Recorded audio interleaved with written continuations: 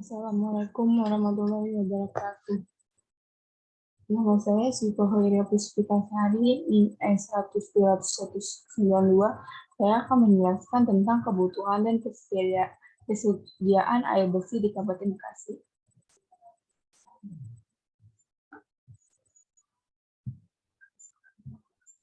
Latar belakang. Air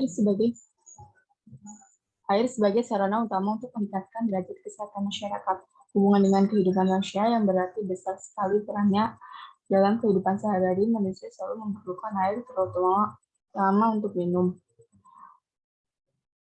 memasak, mandi, mencuci, dan sebagainya. Semakin banyak aktivitas manusia menyebabkan timbulnya krisis untuk memperoleh air yang memenuhi kualitas tertentu bagi kepentingan manusia. PDAM sendiri telah melakukan pengelolaan air bersih yang bersumber dari mata air maupun air baku lainnya yang dapat diolah sebagai air bersih seperti sungai atau danau. Selain itu, PDAM juga melakukan pendistribusian untuk penyaluran air bersih di suatu daerah tertentu atau kota yang dapat dijangkau oleh pipa distribusi dari PDAM itu sendiri. Rumusan masalah berdasarkan uraian latar belakang di atas, maka dapat diambil suatu rumus masalah. Yang pertama, bagaimana kondisi sistem distribusi air bersih pada wilayah cabang Cikarang Selatan. Yang kedua, bagaimana proyeksi kebutuhan air bersih pada tahun 2020 untuk wilayah cabang Cikarang Selatan. Yang ketiga, bagaimana perencanaan sistem distribusi air bersih di Reservoir Integrasi Tegal Gede atau cabang Cikarang Selatan.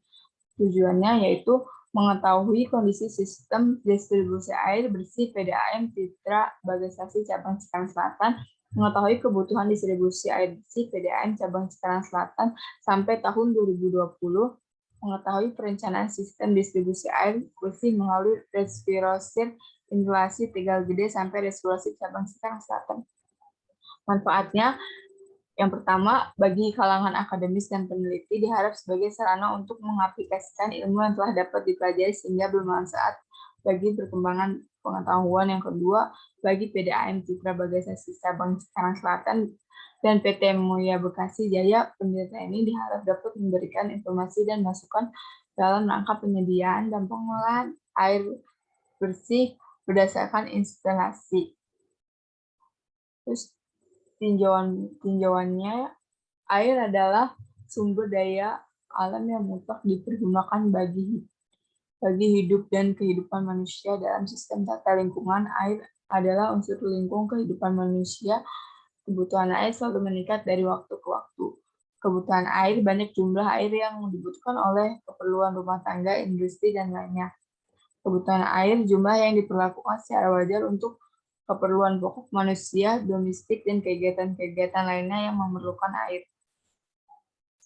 Rangka berpikir merupakan alur pemikiran penelitian dalam penelitian sebagai kelanjutan dari teori penerima penjelasan dan penilaian perusahaan daerah air minum PDAM Kabupaten Bekasi. Maka dalam penelitian dibutuhkan rangka berpikir.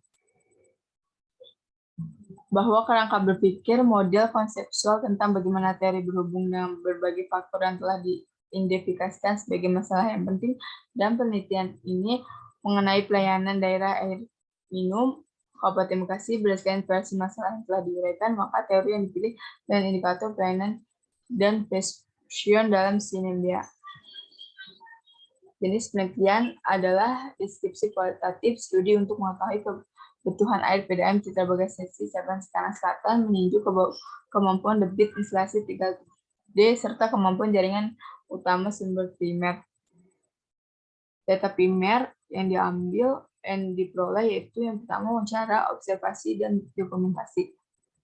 Pendekatan dan jenis penelitiannya, metode yang digunakan dalam penelitian, metode deskriptif kuantitatif, metode deskriptif dapat diartikan prosedur pemecahan masalah yang diselidiki dengan menggambarkan keadaan objek penelitian pada sketsa berdasarkan fakta tampak atau sebagainya adanya setelah penelitian lakukan observasi dan wawancara yang berkaitan dengan manajemen pengolahan air bersih dan sumber yang terkait.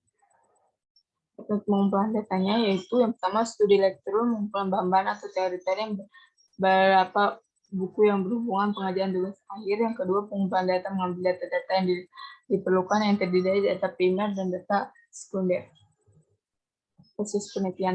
Prosedur penelitiannya itu langkah-langkahnya. Yang pertama, studi pendahuluan, yaitu dilaksanakan untuk menganalisis potensi masalah yang ada di tempat lokasi penelitian melalui wawancara pada beberapa pihak yang ada di lokasi penelitian. Yang kedua, pengumpulan data awal yang melakukan survei tempat lokasi penelitian dan melakukan pengamatan benaran yang dianggap mampu mewakili kondisi lapangan.